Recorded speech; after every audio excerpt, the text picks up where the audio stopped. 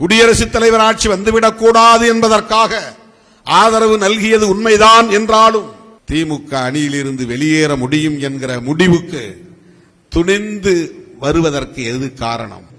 திமுக தலைவர்களின் சிந்தனைக்காக நான் சொல்லுகிறேன். கூட்டணியில் இருந்த காங்கிரஸ் அதிவேகமாக அணியிலிருந்து வெளியேறி தமாகவுக்கு ஆதரவு கொடுக்கக்கூடிய அளவுக்கு அவர்கள் இந்த உறவை கசந்து போன உறவாக ஏன் நினைத்தார்கள்? நான் இந்த இடத்தில் ஒன்றை சொல்லுகிறேன். தோற்றது ஒரு புறம் இருக்கட்டும், கூட்டணி ஏன் நிலைக்கவில்லை? இதை நான் விமர்சனமாக வைக்கவில்லை, சிந்தனைக்காக சொல்லுகிறேன். விடுதலை சிறுத்தைகள் கட்சி ஒரு பொருட்டே அல்ல என்று அவர்களால் கடந்து செல்ல முடியவில்லை. திருமாவளவன் ஒரு ஆளே இல்லை என்று அவர்களால் கடந்து செல்ல முடியவில்லை. தமிழ்நாட்டு அரசியலில் நாம் குறிவைக்கப்படுகிறோம் என்பதை புரிந்து கொள்ள வேண்டும். ஸ்ட்ரிக்டா உறுதிபட நாம் எல்லாம் ஒரு அணி, அவர் எப்படியாவது ஆட்சி அமைச்சிட்டு போட்டோம், நாம ஒற்றுமையா இருப்போம், யாரும் ஆதரவு நல்க வேண்டிய அவசியம் இல்லை என்று ஏன் திமுக தலைமை சொல்லவில்லை? இந்த கேள்வியை யாரும் எழுப்பினார்களா? கூட்டணி ஆட்சிக்கு திமுக தயார் என்று அறிவித்திருந்தால் கூட்டணி கட்சிகளின் உணர்வுகளை மதித்து அவர்கள் விரும்பிய எண்ணிக்கையை ஓரளவுக்காவது திருப்திகரமான முறையிலே தந்திருந்தால், விரும்பிய தொகுதிகளை தந்திருந்தால்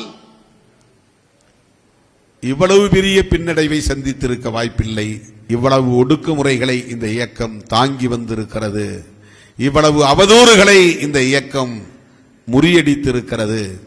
இன்றைக்கு ஒரு மாநில கட்சியாக அங்கீகாரம் பெற்று அதிகாரத்தையும் வென்றெடுத்திருக்கிறது.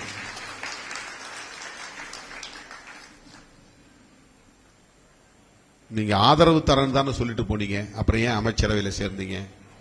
இது ஒரு கேள்வி. இது என்ன? என்னால இதை புரிஞ்சிக்கவே முடியல. ஸ்ட்ரிக்டா உறுதிபட நாம் எல்லாம் ஒரு அணி, அவர் எப்படியாவது ஆட்சி அமைச்சிட்டு போட்டோம், நாம ஒற்றுமையா இருப்போம், யாரும் ஆதரவு நல்க வேண்டிய அவசியம் இல்லை என்று ஏன் திமுக தலைமை சொல்லவில்லை? இந்த கேள்வியை யாரும் எழுப்பினார்களா? அது அவங்க இஷ்டம், அவங்களுக்கு சுதந்திரம், அதனால விட்டுட்டோம்னா அதுக்கு அடுத்த விமர்சனத்துக்கே போகக்கூடாது. அதற்கு அடுத்த விமர்சனத்துக்கே போகக்கூடாது. நீங்க அமைச்சரவையில் சேர்ந்ததனால தான் உங்க கட்சியிலிருந்து ஒருத்தர் நாங்க இவங்க சேர்த்துக்கிட்டாங்க, அதனால கூட்டணியை முறிச்சது நீங்க தான். அந்த நாளில் அப்போதுதான் நான் சொன்னேன். அப்ப கம்யூனிஸ்டும் சொன்னார்கள் திமுகவோட உறவு எப்படி இருக்குன்னா உறவு அது தொடர்கிறது அப்படின்னு சொன்னாங்க. அதுக்கு பிறகு ஏதோ விளக்கம் கொடுத்தாங்க, அது வேற விஷயம். தமிழ்நாட்டு அரசியலில் நாம் குறிவைக்கப்படுகிறோம் என்பதை புரிந்து கொள்ள வேண்டும். நம்ம ஒரு பெரிய சக்தி இல்லை. 40-50 எம்எல்ஏக்கள் நாம் வச்சிருக்கல, 10-15 எம்பிக்களை நாம் வைத்திருக்கவில்லை. உறுதிப்படுத்தப்பட்ட வகையில் 8%, 10% நம்முடைய வாக்கு வங்கி இருக்கிறது என்ற நிலையில் நாம் இன்னும் வளரவில்லை. ஆனாலும் நாம் குறிவைக்கப்படுகிறோம். இதற்குத்தான் நான் இவ்வளவு விளக்கங்களையும் உங்களுக்கு சொல்லுகிறேன். விடுதலை சிறுத்தைகள் கட்சி ஒரு பொருட்டே அல்ல என்று அவர்களால் கடந்து செல்ல முடியவில்லை. திருமாவளவன் ஒரு ஆளே இல்லை என்று அவர்களால் கடந்து செல்ல முடியவில்லை. திருமாவளவன் தவிர்க்க முடியாத ஒரு ஆள். விடுதலை சிறுத்தைகள் கட்சி தவிர்க்க முடியாத ஒரு இயக்கம். இதுதான் அவர்களின் கண்ணை உறுத்துகிறது. எப்படி இந்த ஆளை டேமேஜ் பண்ணலாம்? அப்படி ஒன்று சொன்னார், எப்படி ஒன்று சொன்னார். திமுக கூட்டணியில் இருந்தப்ப தாவேகா தலைவரை நாங்கள் விமர்சித்தது உண்மை, நான் மறுக்கவில்லை. எந்த கட்சியிலும் இல்லாத அளவுக்கு எல்லா பூத்திலையும் கமிட்டி போட்ட கட்சி திமுக. அதுல டிஜிட்டல் ஏஜென்ட் வேற போட்டாங்க. BLA 1, BLA 2, அப்புறம் டிஜிட்டலுக்கு தனியா பூத்து ஏஜென்ட். இவ்வளவு ஸ்ட்ரக்சரல் டெவலப்டு பார்ட்டி, ஸ்ட்ரக்சரலி கட்டமைப்பு ரீதியாக வளர்ச்சி அடைந்த ஒரு இயக்கம் தமிழ்நாட்டில் இல்லை. ஆனாலும் ஏன் வெற்றி பெற முடியவில்லை? இந்த சுய விமர்சனம் தேவை. நான் இந்த இடத்தில் ஒன்றை சொல்லுகிறேன். தோற்றது ஒரு புறம் இருக்கட்டும், கூட்டணி ஏன் நிலைக்கவில்லை? இதை நான் விமர்சனமாக வைக்கவில்லை, சிந்தனைக்காக சொல்லுகிறேன். திமுக தலைவர்களின் சிந்தனைக்காக நான் சொல்லுகிறேன். கூட்டணியில் இருந்த காங்கிரஸ் அதிவேகமாக அணியில் இருந்து வெளியேறி தமாகவுக்கு ஆதரவு கொடுக்கக்கூடிய அளவுக்கு அவர்கள் இந்த உறவை கசந்து போன உறவாக ஏன் நினைத்தார்கள்? திமுக காங்கிரஸ் உறவு கசந்த உறவாக மாறியது ஏன்? இடதுசாரிகள் குடியரசுத் தலைவர் ஆட்சி வந்துவிடக் கூடாது என்பதற்காக ஆதரவு நல்கியது உண்மைதான் என்றாலும் திமுக அணியில் இருந்து வெளியேற முடியும் என்கிற முடிவுக்கு துணிந்து வருவதற்கு எது காரணம்? 6-5 ஏன்? 6 தொகுதிகளை கடந்த முறை தந்து 5 தொகுதிகளை இந்த முறை தந்தது அவர்களுக்கு இனிக்குமா கசக்குமா? இப்ப தோழமை கட்சிகளை எந்த அளவுக்கு அனுசரணையோடு வைத்திருந்தோம், அதுதானே முக்கியம். திமுக மட்டும் போன தேர்தலில் கூட்டணி ஆட்சிக்கு திமுக தயார் என்று அறிவித்திருந்தால், கூட்டணி கட்சிகளின் உணர்வுகளை மதித்து அவர்கள் விரும்பிய எண்ணிக்கையை ஓரளவுக்காவது திருப்திகரமான முறையிலே தந்திருந்தால், விரும்பிய தொகுதிகளை தந்திருந்தால் இவ்வளவு பெரிய பின்னடைவை சந்தித்திருக்க வாய்ப்பில்லை. அதைவிட இந்த கட்சிகள் அவ்வளவு வேகமாக வெளியேறி இருக்க வாய்ப்பில்லை. இந்த கோணத்தில் யாரும் சிந்திக்கல. அது துரோகம் பண்ணிட்டாங்க. துரோகம் பண்ண வேண்டிய தேவை என்ன இருக்கு?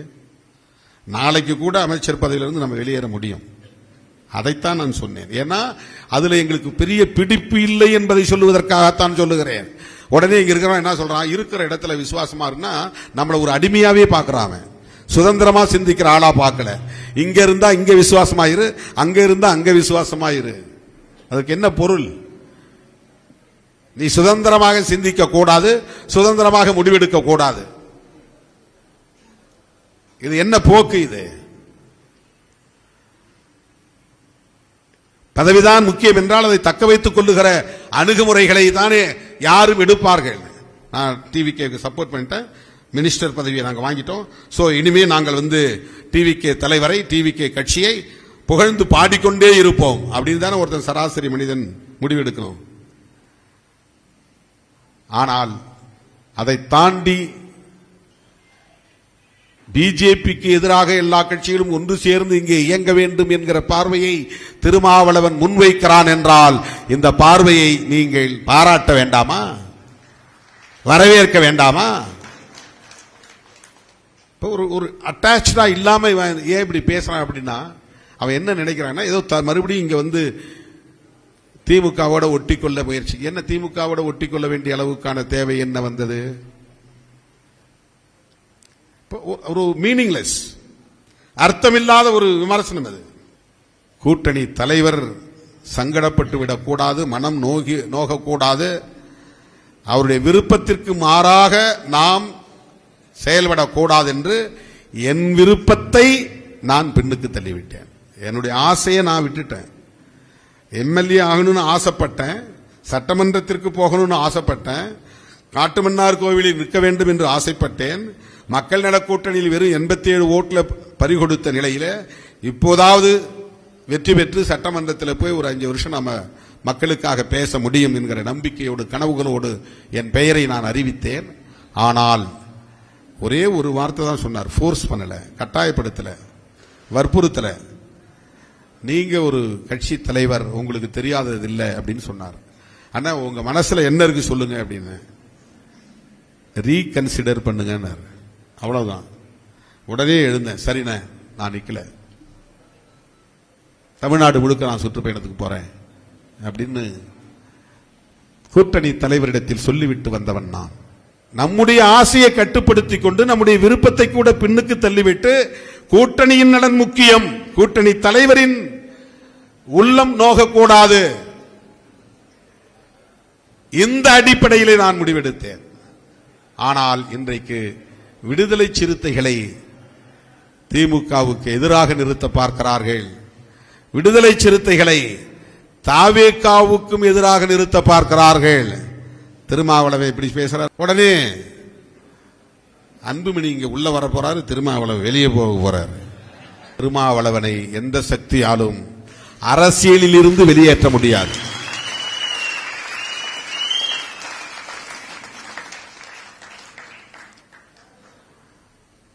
அரசியலில் இருந்து வீழ்த்த முடியாது.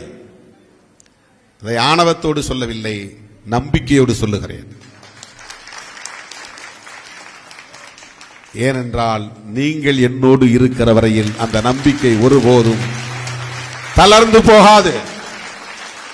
11 மணி ஆக போகிறது, இன்னும் அரங்கம் நிறைந்திருக்கிறது. பட்டினியாக இருக்கிறீர்கள், இன்னும் உற்சாகம் குறையவில்லை, அந்த வீரியம் குறையவில்லை, அந்த வேகம் குறையவில்லை, அந்த எழுச்சி குறையவில்லை.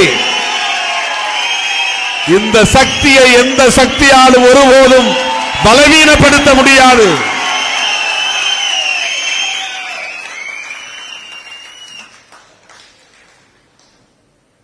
என்ன அவங்களுக்கு ஒரே ஒரு உத்தி, திருமாவளவன் முன்ன மாதிரி ஸ்டெடியா இல்ல அப்படின்னு சொன்னா கொஞ்சம் ஊசலாட்டத்தில் அதிருப்தியில் இருக்கிற சக்திகள் எல்லாம் கட்சிக்குள்ள ஒரு குழப்பத்தை உருவாக்குவாங்க. அதான் அவங்க எதிர்பார்க்கும்.